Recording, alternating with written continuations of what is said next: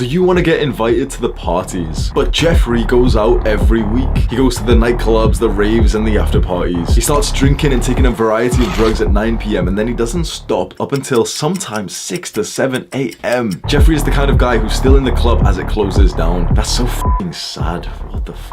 I can't believe I did that for so long. And you may see Jeffrey's big smile on his Instagram pictures and feel a sense of missing out. But let's pull back the veil. What does Jeffrey's life look like outside of the party scene? He wakes up at 1 p.m. and he feels like shit. He's a young man, but he physically feels weak, feeble, and sick. His stomach always hurts, his head always bangs, his skin isn't nice. He eats the lowest effort food that he can find, like pot noodles and those cheap pizzas that you can get from Aldi. And he wonders why he can't focus. He wonders why he looks like this. Now, we should try to be better than Jeffrey and we shouldn't make fun of him, but the reason why we dislike people like this is because this usually is not a nice person. This same Jeffrey will be hostile to you when he sees you doing the good habits. He'll make fun of you for going to the gym. How does that make sense? How can someone make fun of you for going to the gym? And that's exactly what Jeffrey does. He'll try to bully and tease you out of going. He sees you eating clean and uses that to mock you. What the f***, Jeffrey? He spends his day just hopping from dopamine source to dopamine source. He doesn't feel good. He has so many negative thoughts until he gets that magical text. Hey, wanna go out tonight? Back to it again, Jeffrey. Adonis.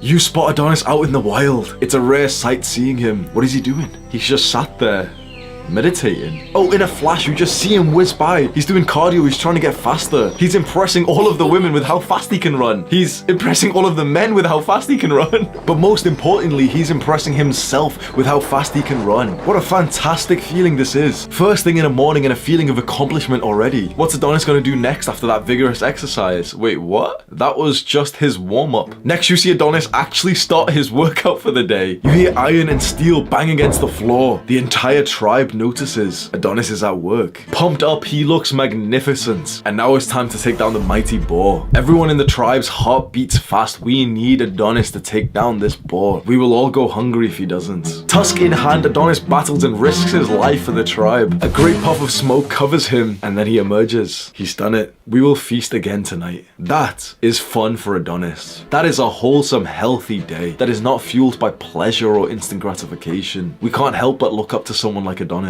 I actually had my first sip of alcohol at age 18, so it wasn't early at all. A lot of people in like British culture, I'm from the UK, and a lot of people in British culture start drinking literally like this isn't like a sip of drink. A lot of people start drinking at like age 14, 15 and they go to like parties and like underage clubs and shit. For me, it was 18, but I remember when I first started consistently going out to like nightclubs and I thought it was like the best thing ever. I went with one of my friends who was more clued up in this scenario and I didn't really like the clubs that he would want to go to because he was like into indie music and they would always be like, you know, guys with like long hair in these places. And I like more like house and rap music, but I would still go and have like a really good time. And it was hype as fuck seeing people from like my school, my college, outside in a totally different environment where inhibitions were lowered. Because when you only see people in class, it's like they're very different to how they are at nighttime when they've been drinking. They've all got dressed up. And so that guy in my class that I wouldn't usually speak to is now like hugging me and it's so good to see him. And there's a girl there who's making eye contact. It's so fucking exciting. You spend £30, £50, £100 on a night out and it doesn't feel like such a big deal even though you're broke as fuck because you're having so much fun and you think, okay, this is the height of my life. This is so sick. There's nothing better than this. This is better than video games. And then I experienced that about 1 to 3 times a week. For years. I moved to university, so I'm not living with my family anymore, so I can go out as much as I want. I get student loans, which is fucking, how silly is that like students get given like thousands of pounds in loans, and the overwhelming majority of us just wasted it and put it into like instant gratification instead of something that actually develops ourselves. It was when I became more confident, more attractive, and I started hooking up with the girls that I would meet in these nightclubs and parties. That's when it became so addictive. That's when, even though it was bad for me, I would still go out multiple times a week, take a lot of drugs, drink a lot. Like me and my one friend Levi would literally buy like a 1 liter bottle of vodka, and I promise you that this is the truth. We would drink that before we would go out to drink. That is British culture. British drinking culture is drinking and getting drunk before you go out to drink. This might sound silly, oh, like, yeah, the British are wild, but like, it's very fucking sad. Like, it's very embarrassing when you look at it from like an outside perspective. I'm no longer in that life. Like, you know, I could say, oh, you know,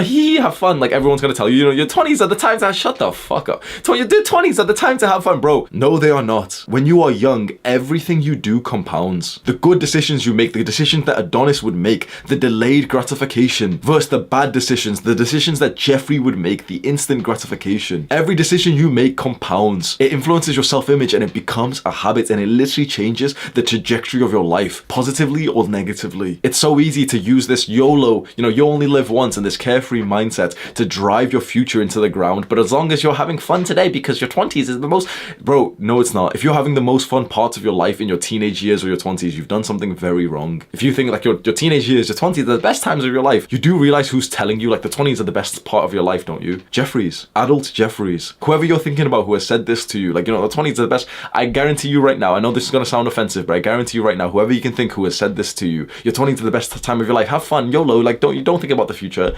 They're overweight. They're about 40 years old. They work a job that they don't like. They had children that they didn't even want. You don't want to end up like them. It's very heartless to say this, but something has probably just clicked inside of you and you're like, fuck. How about you go and find and listen to the people that you do want to be more like? You as a young man have to take this very, very seriously.